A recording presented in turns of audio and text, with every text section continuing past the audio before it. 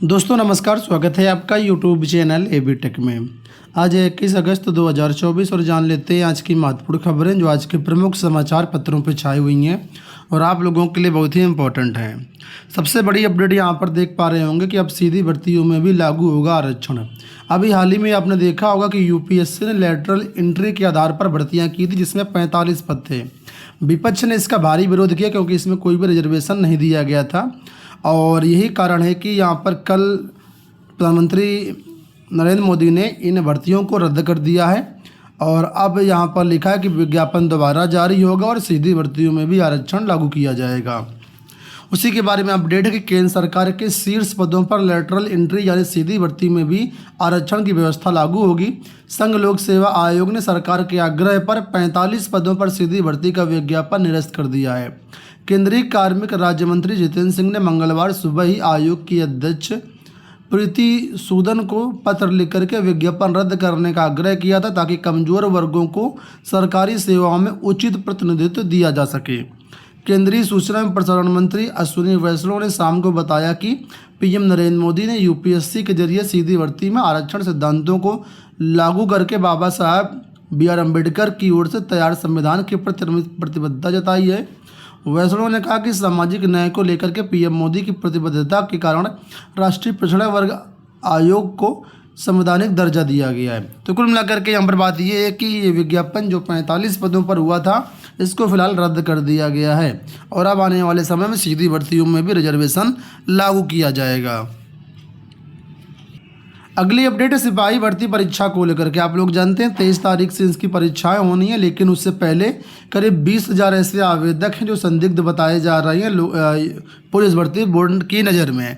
उसी के बारे में यहाँ पर अपडेट है कि यूपी पुलिस की 23 अगस्त से शुरू हो रही सिपाही भर्ती परीक्षा के 48 लाख आवेदकों की जांच में 20,000 से अधिक अभ्यर्थी संदिग्ध निकले हैं। सत्यापन में इनके आधार कार्ड का ब्यौरा मूल डाटा से मेल नहीं खाया है। पुलिस भर्ती बोर्ड अब इन अभ्यर्थियों के दस्तावेजों को सत्यापन परीक्षा केंद्र पर फिर से करेगा। इन अभ्यर्थियों को मूल दस्तावेज लेकर के परीक्षा केंद्र पर 2.5 घंटा पहले पहुंचना होगा। भर्ती बोर्ड ने इन अभ्यर्थियों के बारे में उनके संबंधित जिलों की पुलिस को भी अलर्ट कर दिया है। उत्तर प्रदेश पुलिस भर्ती एवं प्रोन्नति बोर्ड के अध्यक्ष डीजी राजीव कृष्ण ने बताया कि परीक्षा को पूरी तरह से पारदर्शी बनाने की कोशिश की गई है। इसी कड़ी में 48 लाख अभ्यर्थियों के आधार का सत्यापन कराया जा चुका है। इस परीक्षा में 48,17,441 अभ्यर्थियों ने आवेदन किया है। इनमें करीब 20,000 अभ्यर्थियों के आधार रिकॉर्ड मूल डेटा से मेल नहीं खाए हैं और इस वजह से जो भी अभ्यर्थी संदिग्ध हैं इनको 2.5 घंटा पहले परीक्षा केंद्र पर पहुँचना होगा और साथ में अपने कम से कम 2-3 आईडी प्रूफ आपको लेकर के जाना होगा। पैन कार्ड, डीएल, पासपोर्ट जो भी आपके पास अवेलेबल हो। कम से कम यहाँ पर लिखा तो है एक डॉक्यूमेंट लाना होगा, लेकिन मैं कहूँगा आपके पास अगर दो डॉक्यूमेंट लेकर के जाइए और वहाँ पर अपना सत्यापन करवाइएगा, उसके बाद ही आपको परीक्षा में एंट्री मिलेगी। अगली देखो यहाँ पर अपडेट है कि आरक्षण मुद्दे पर भारत बंद आज सपा बसपा का साथ। दलित और आदिवासी संगठनों ने बुधवार को भारत बंद का आह्वान किया। इस बंद का बसपा, सपा, राजद, झारखंड मुक्ति मोर्चा, आज़ाद समाज पार्टी समेत कई राजनीतिक दलों ने समर्थन किया है। National Confederation of Dalit and Adivasi Organisation ने बंद का आह्वान करते हुए SC, ST और OBC के लिए आरक्षण पर संसद द्वारा एक नए कानून को पारित करने की भी मांग की गई है जिसे संविधान के 9वीं सूची में संरक्षित किया जाए। बहुजन समाज पार्टी आरक्षण को लेकर के वर्षों बाद सड़कों पर उतरने जा रही है। समाजवादी पार्टी ने भी आरक्षण मुद्दे पर भारत बंद को समर्थन देने की घोषणा करी है। पार्टी आरक्षण मुद्दे पर लोगों को जागरूक भी करेगी। यूपी समेत अन्य राज्यों में भी सपा भारत बंद में हिस्सा लेगी। आज़ाद समाज पार्टी भी आंदोलन में हिस्सा लेगी। बिहार से अपडेट है कि दूसरे राज्यों के शिक्षकों का 3 दिन में रिकॉर्ड। बीपीएससी से नियुक्ति सूबे से बाहर के शिक्षकों की खोज की जा रही है। जिले में कितने शिक्षक सूबे के बाहर के उनकी सूची के साथ ही उनके प्रमाण पत्रों की जांच का आदेश दिया गया था। बीपीएससी पहले और दूसरे चरण में नियुक्त शिक्षकों का ये मामला है। राज्य के बाहर के अभ्यर्थियों को किसी भी तरह के अंक में आरक्षण का लाभ नहीं मिलना चाहिए था। विभिन्न जिलों में अंकों पर छूट लेने का मामला सामने आने के बाद मुजफ्फरनगर समेत सभी जिलों में सूबे से बाहर के शिक्षकों के रिकॉर्ड खंगाले जा रहे हैं। आप लोग जानते होंगे कि बिहार में जो भर्तियाँ हुई थी TRE1, TRE2, उसमें महिलाओं को 90 से कम नंबर पर भी जॉब मिली थी।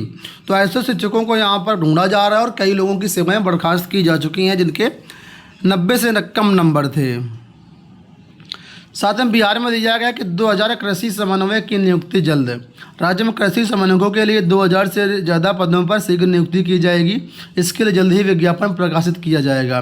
कृषि मंत्री मंगल पांडे ने मंगलवार को कृषि भवन में 51 नवनियुक्त कृषि समन्वयकों को नियुक्ति पत्र देते हुए ये घोषणा करी है। तो बिहार में जो है कृषि समन्वयक की नियुक्ति जल्द होगी।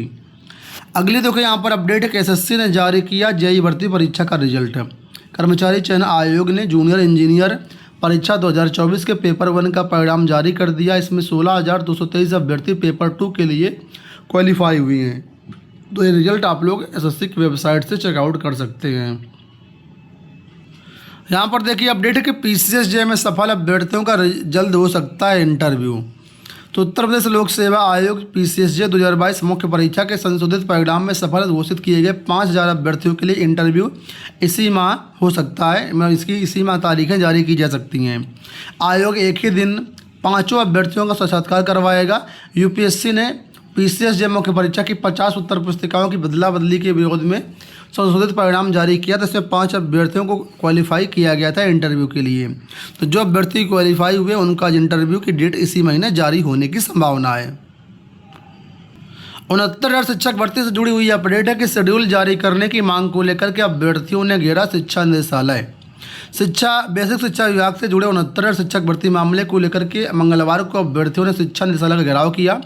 बेसिक शिक्षा निदेशालय के बाहर प्रदेश भर के युवा एकत्र हुए। हाईकोर्ट के आदेश के बाद अभ्यर्थियों ने शासन से नियुक्ति प्रक्रिया के शेड्यूल जारी करने की मांग की। धरने में शामिल अभ्यर्थी अमरेंद्र पटेल ने बताया कि शिक्षक भर्ती में बड़े स्तर पर SC ST व OBC वर्ग के अभ्यर्थियों के साथ अन्याय किया गया। उन्हें नौकरी देने से वंचित किया गया है। एक लंबे आंदोलन और न्यायिक प्रक्रिया से गुजरने के बाद हाईकोर्ट के डबल बेंच ने हम आरक्षित वर्ग के अभ्यर्थियों के हित में फैसला करते हुए अभ्यर्थियों को नियुक्ति दिए जाने का आदेश दिया है। अभ्यर्थियों ने मांग की है कि सरकार जल्द इस प्रकरण का समाधान करे और एक शेड्यूल जारी करके बताया कि हम पीड़ितों को नियुक्ति कब की जा रही है। तो कुल मिलाकर के कल छात्रों ने आंदोलन किया, निदेशालय घेरा और अपनी मांग रखी कि जल्द से जल्द सूची जारी की जाए। इसके साथ यहाँ पर भी देखिए अपडेट है कि अभ्यर्थियों ने SCRT पर डाला डेरा। नई मेरिट सूची जल्द जारी करने की मांग पर अड़े। महानिदेशक संग हुई वार्ता, शासन में बैठकों का दौर जारी है। तो 69,000 शिक्षक भर्ती के आरक्षित श्रेणी के अभ्यर्थियों ने मंगलवार को राज्य अनुसंधान एवं प्रशिक्षण परिषद यानी SCRT का घेराव किया और फिर अनिश्चितकालीन धरने पर बैठ गए। बारिश के बावजूद इनका आंदोलन जारी रहा। वे नई मेरिट सूची व काउंसलिंग कार्यक्रम जारी करने की मांग कर रहे थे। बड़ी संख्या में अभ्यर्थियों को देखते हुए मौके पर पुलिस फोर्स तैनात था। SCRT कार्यालय व स्कूली शिक्षा महानिदेशक का गेट बंद कर दिया गया था। पहचान पत्र दिखा करके ही लोगों को प्रवेश दिया गया। दोस्तों ये हो गई आज की सारी सूचनाएं। इस वीडियो में इतना ही। धन्यवाद।